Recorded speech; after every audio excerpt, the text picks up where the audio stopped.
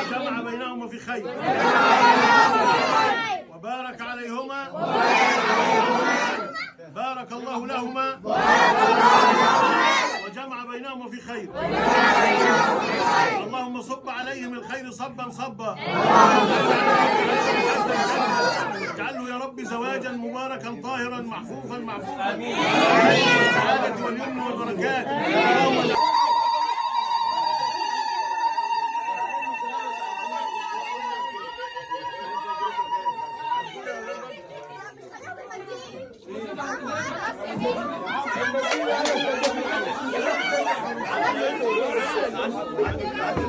اللهم